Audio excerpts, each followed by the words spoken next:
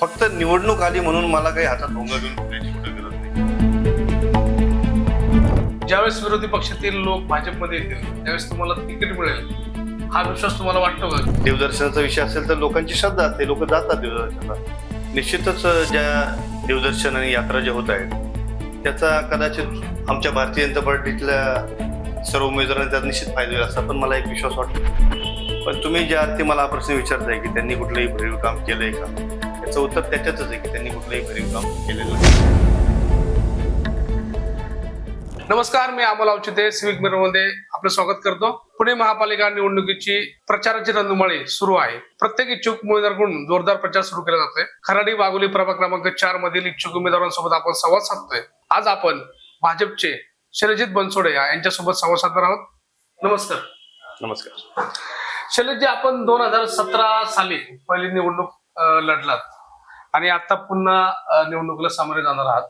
तर हा जो मागचा निवडणुकीचा काळ होता तो कसा तुम्हाला वाटतो आणि तो प्रवास कसा होता? 2016 साली मी आमदार जगदीश भाऊ मळीक आणि शहराध्यक्ष योगेशजी गोगोले यांच्या मार्गदर्शनाखाली भाजपने प्रवेश केला आणि तिथून माझ्या खऱ्या कामाची, सोशल वर्कच्या कामाची सुरुवात झाली. हा प्रवास करत असताना निश्चितच मला सांगायला तुम्हाला आवडेल की हा प्रवास खूप संघर्षपूर्ण होता. सुरुवातीच्या काळामध्ये इथं प्रभाग क्रमांक 4 मध्ये खराडी चंद्रामध्ये भाजपची एक वोट बँक तयार झाली होती, पण भाजपचा कार्यकर्ता इथं नव्हता. ती कार्यकर्त्यांची मूड बांधण्याचं काम हे निश्चित आम्ही आता कारण यशस्वी झालो आहोत हे मला तुला सांगायला आवडेल. त्यावेळेस आपल्याला जवळपास 12,120 मतं मिळाली. तर हे मतं मिळाली त्याच्याकडे आपण कसं पाहता? माझ्यासारख्या सर्वसामान्य कुटुंबातल्या एका छोट्याशा कार्यकर्ते होती. मतदारांनी जो विश्वास दाखवला हा नक्कीच मला प्रेरणादायी आहे आणि हा विश्वास जपण्याचं काम मी माझ्या 9 वर्षाच्या कालखंडामध्ये 2017 ते 2025 या कालखंडामध्ये मी ते निरंतर चालू ठेवलेले. त्यामुळं मला विश्वास आहे की हा मतदार जो मला त्यांनी आशीर्वाद रूपी मत दिलं हा नक्कीच विश्वास मी कायम ठेवण्यामध्ये यशस्वी झालोय. शैलजी, आपला अवघ्या हजारो मतांनी पराभव झाला. या पराभवाचे प्रमुख कारण तुम्हाला काय वाटतं? 2017 साली आमदार जगदीश भाऊ मळीक आम्हा 4 तरुण उमेदवारांची ही जिम्मेदारी दिली इथं लढण्याची आणि आमचा कुठंतरी मला असं वाटतं की हे 4 उमेदवार मध्ये जो असलेला अनुभव आम्हाला थोडासा कमी वाटतो. मला की अनुभव आमचा थोडासा आम्हाला कमी पडला आणि संघटनात्मक म्हणसाल तर मला असं वाटतं की आमच्या 4ही उमेदवारांची लोकांपर्यंत जेवढ्या ताकदीने मी पोहोचायला हवं होतं तेवढ्या ताकदीने मी पोहोचू शकलो नसावं कदाचित आणि आमची एक संघटनात्मक मूठ सुद्धा बांधण्याने आम्ही कुठेतरी थोडेसे अयशस्वी ठरलो. त्यामुळे कदाचित आमच्यावरचा विश्वास आला नाही. आता तुम्ही या निवडणुकीच्या पराभवातून बरेच काही शिकला असाल, काही उणीवा असतील, काही चुका झाल्या असतील, तर यातून काय धडा घेत आता आपण पुढे जाणार आहोत? 2016 साली जेव्हा मी प्रवेश केला तिथून पुढे आम्हाला खूप थोडा कालावधी मिळाला लोकांपर्यंत पोहोचण्यासाठी, पण आम्ही आमच्या ताकदीने आमच्या संघर्षातून लोकांपर्यंत पोहोचण्याचा, लोकांचे प्रश्न मार्गी लावण्याचा प्रयत्न केला आणि 2017 नंतर ते 2025 पर्यंत या कालखंडामध्ये आम्ही कुठेही थांबलेलं दिसणार नाही तुम्हाला. कोणी भाजपचे जे कोणी उमेदवार होते गेल्या वेळेस ते सर्व उमेदवारांची त्यांची जनसंपर्क काढले आहे. तिथून ते नागरिकांचे आम्ही आमचे प्रश्न सोडवण्याचा प्रयत्न केला आणि हा सातत्यपूर्ण पाठपुरावा आम्ही करतोय. गेल्या 9 वर्षात आम्ही कुठेही तिथं थांबलेलो आपल्याला दिसणार नाही आणि ही कमी निश्चितच यावेळेस भरून निघायची मला विश्वास वाटतो. हे सर्व पाहत असताना आपण आता पुन्हा निवडणुकीला सामोरे जात आहे, तयारी जोरदार सुरू केली. नेमकं या मागचं कारण काय आता की परत निवडणुकीला उभं राहायचं? या 9 वर्षामध्ये मी पाहतो जे नवनिवड नगरसेवक निवडून आले तर 2022ला जी पिरियड संपली, जी टर्म संपली त्या टर्म नंतर ते कुठेही दिसत नाहीये, ते अदृश्य झाल्यासारखे येते. पण आम्ही 2017ला पराभव झाल्यानंतर पण आम्ही आमचं कार्य हे निरंतर चालू ठेवलेलं आहे. आम्ही लोकांमध्ये आहोत, लोकांमध्ये होतो, लोकांमध्ये आहोत आणि लोकांमध्ये आहे इथून पुढे सुद्धा राहणार. त्यामुळे सर्वसामान्य कार्यकर्ता असल्यामुळे मला कुठल्या गोष्टी भीती वाटत नाही की आपल्याला पुढचं आपलं राजकीय जीवन कसं. मी कालही कार्यकर्ता होतो, मी आजही कार्यकर्ता आहे.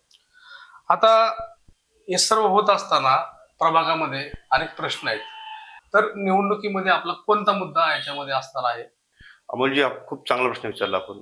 हा नव्याने तयार झालेला खराडी वाघोली हा जो मतदारसंघ आहे या मतदारसंघाच्या अनेक समस्या आहेत. त्यापैकी खराडी आणि वाघोली ह्यामधल्या बऱ्याचशा ज्या समस्या आहेत त्या कॉमनच आहेत.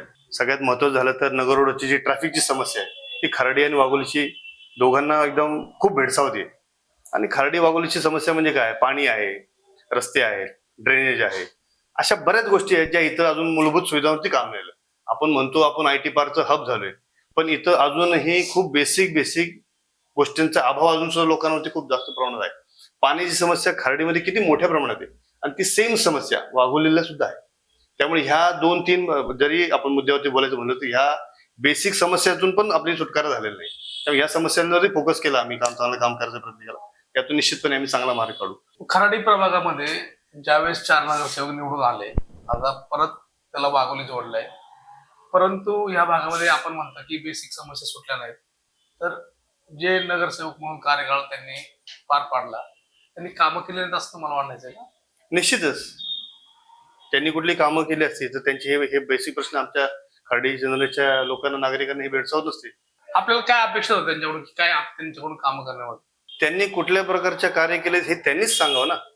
त्यांनी खर्डी चंद्रमध्ये जो गेल्या वर्षी मतदारसंघ होता आमचा खर्डी चंद्रचा, ह्यामध्ये कुठल्या मूलभूत सुविधा नागरिकांसाठी त्यांनी तयार केल्या, ह्याचं एक उत्तम उदाहरण त्यांनी दाखवावं. मग आता तुम्ही निवडणुकीला सामोरं जात असताना आता भाजपची शक्ती आपण म्हणतो किंवा ताकद म्हणतो, तर ते किती प्रभाव आहे भाजपचा आता आपल्या प्रभागामध्ये आणि त्याच्या जोरावरती आपण निवडणुकीला सामोरं जाणार आहोत?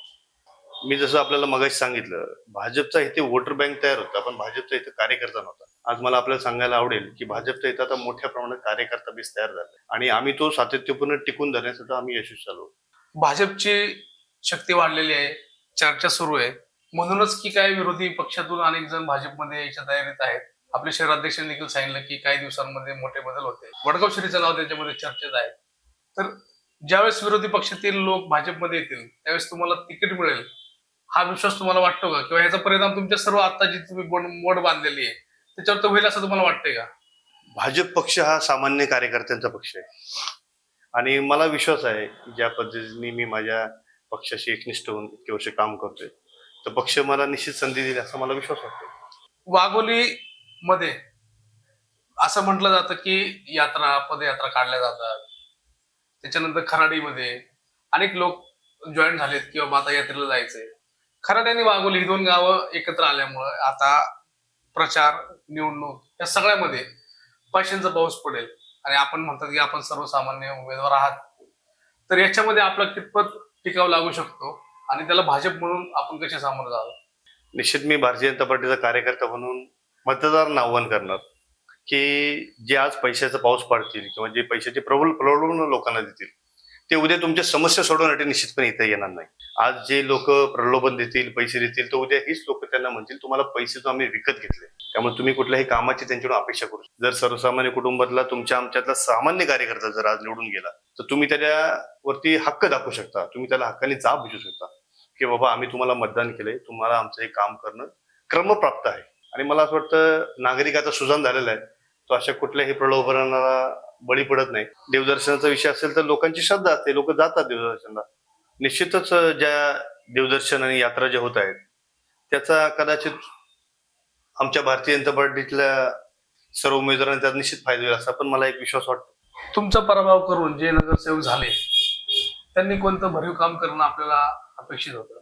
अमोलजी, आपण जेव्हा नगरसेवक म्हणून निवडून येता तेव्हा ही जनतेकडून मिळालेली आपल्याला एक सुवर्ण संधी असते की लोकांच्या अडचणी, लोकांच्या समस्या त्यावरती काहीतरी ठोस उपाययोजना करण्यासाठी आपल्याला मिळालेली सुवर्ण संधी असते. पण तुम्ही ज्या अर्थी मला हा प्रश्न विचारताय की त्यांनी कुठलंही भरीव काम केलंय का, याचं उत्तर त्याच्यातच आहे की त्यांनी कुठलंही भरीव काम केलेलं नाही. तर शैलजी, आपण 5 वर्ष कुठे होता आणि नागरिकांसाठी काय नेमकं कामं केली?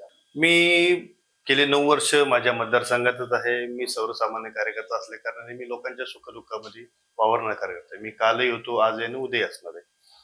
निवडणूक झाली आणि संपली की माझं काम संपलं अशा मताचा माणूस मी नाही, किंवा निवडणूक आली म्हणून हातात तुरंत ताबडतोब भोंगा घेऊन प्रचार करत सुटणाराही मी कार्यकर्ता नाही.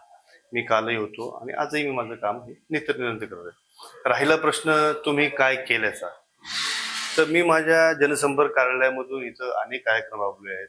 मग त्यामध्ये अनेक आरोग्य शिबिर असतील, गरजू विद्यार्थ्यांना बॅग वाटप असेल, इवन कोरोना काळामध्ये ज्या ज्या नागरिकांनी मला जसं जसं कळलं की या नागरिकांना थोडीशी गरज आहे किंवा आपल्या मदतीच्या हाताची गरज आहे, तर मी पठारे स्टेडियमला सुद्धा रेशन कार्ड वाटपचा कार्यक्रम घेतलाय. माझ्या जनसंपर्क कार्यालयातून सुद्धा मी इथं लोकांना रेशन पुरवण्याचा प्रयत्न केलाय. अशी आणि मधल्या काळात जो चांगली इथंच काम करता करता असं मी या मताचा कार्यकर्ता आहे की कार्यकर्ता हा कार्यकर्ता असतो, त्यांनी सर्वीकडे काम करायची त्याला संधी उपलब्ध असते. त्याला कुठेही जिथं अडचण आहे, जिथं गरज आहे तिथं काम करण्याची त्याला संधी असते. मध्यंतरच्या काळात सांगली, कोल्हापूरला जो परंतु तिथं सुद्धा मी माझ्या ऑफिसमधून नागरिकांना आवाहन केलं, नागरिकांनी मला इथं मदत केली. मी माझी थोडीशी मदत त्यात टाकून तिथे सुद्धा मी मदत पुरवण्याचा प्रयत्न केलाय. त्यामुळे कार्यकर्ता असल्या कारणाने मला चारी बाजूला संधी उपलब्ध आहे काम करण्याची आणि मी माझ्या यथाशक्तीप्रमाणे इथे काम करत राहिले, सातत्यपूर्ण काम करत राहिले. शैलेशजी, तुम्हाला प्रभाग क्रमांक 4 मध्ये आपण म्हणतात की समस्या आहे, परंतु गंभीर प्रश्न कोणता वाटतो तुम्हाला की तो सोडवला पाहिजे? खराडी चंदनामध्ये गेल्या 20 वर्षापासून जो समस्या होती, 20 वर्षापूर्वी जी समस्या होती ती आजही आहे आणि ती म्हणजे पाण्याची. आज लोकांना पिण्याचं शुद्ध पाणी सुद्धा अवेलेबल होत नाही. आज एक दिवस पाण्याचा प्रेशर कमी झाला की इथं टँकर माफियांची मक्तेदारी वाढते, इथं मुजोरी वाढते आणि हीच समस्या वाघूला सुद्धा भेडसावत आहे गेल्या अनेक वर्षापासून. मला निश्चितपणे ह्याच्यावरती काम करायला आवडेल आणि ह्याच्या सोबतच म्हणलं तर तुम्ही खराडी चंदनामध्ये असं चांगल्या आणि उच्च कोटीचं असं उद्यान नाहीये, वाचनालय नाहीये. आता तुम्ही ह्याच्यासोबत आणखीन जोडून प्रश्न विचारला तर मला आज खराडी चंद्रनगर हे जगाच्या नकाशावर आलंय, पण आपल्याला इथे कुठल्याही चौकामध्ये सुशोभीकरणाचा एक चौक सापडला नाही. ह्या किती छोट्या छोट्या गोष्टी आहेत, पण ह्या नागरिकांच्या लक्षात सुद्धा नाही. ह्याला जोडून आणखीन एक विषय म्हणतात तुम्ही, तर आज खराडी चंद्रनगर इतका मोठा हा एरिया आहे खराडी चंद्रनगर वाघोली, इथे पब्लिक टॉयलेट्स नाहीयेत. साधे पब्लिक टॉयलेट्स नसावं, ह्या किती गंभीर प्रश्न आहे आता खराडी चंद्रनगरला बेसणारा. मतदारांनी तुम्हाला का निवडून द्यावा असं वाटतं? मतदारांनी मला यासाठी निवडून द्यावं की मी हा त्यांच्याच कुटुंबातला, त्यांच्यासारखाच वागणारा, बोलणारा, चालणारा सर्वसामान्य कार्यकर्ता आहे.